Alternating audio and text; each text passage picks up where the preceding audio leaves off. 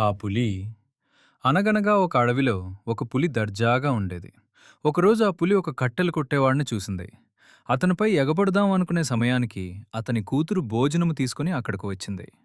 ఆ అమ్మాయి పులికి చాలా అందంగా కనిపించింది. ఆ పులి ప్రేమలో పడింది. కొంచెం సేపు తర్వాత ఆ అమ్మాయి అక్కడి నుండి వెళ్ళిపోయింది. ఆ పులి కట్టెలు కొట్టేవాడితో మాట్లాడాలని నిశ్చయించుకుంది. చెట్టు చాటు నుండి బయటకు వచ్చింది.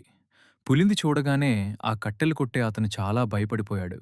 పారిపోయే క్షణంలో పులి, "నన్ను చూసి భయపడకండి. నేను మిమ్మల్ని ఏమీ చేయను. నాకు మీ అమ్మాయి చాలా నచ్చింది.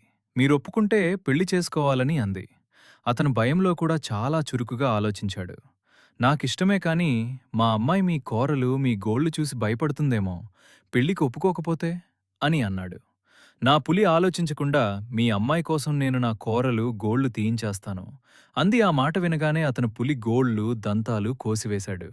దంతాలు, గోళ్లు లేని పులి అంటే భయం ఉండదు కదా! కట్టెలతో, రాళ్లతో చేతికందిన ప్రతి దానితో పులిని తరిమి తరిమి కొట్టాడు. దెబ్బకు మళ్ళీ ఆ పులి ఏ మానవుడికి దరిదాపులకు వెళ్ళలేదు. నీ జీవితంలో భయంకర విపత్కర పరిస్థితుల్లో కూడా చురుకుగా ఆలోచించే జ్ఞానం కలిగి ఉండగలగాలి.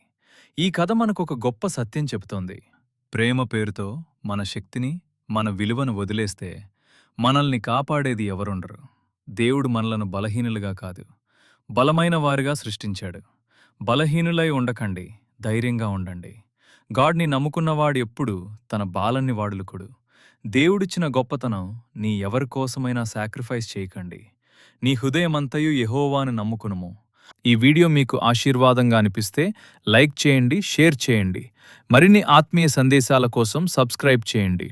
దేవుడు మిమ్మల్ని సమృద్ధిగా ఆశీర్వదించును.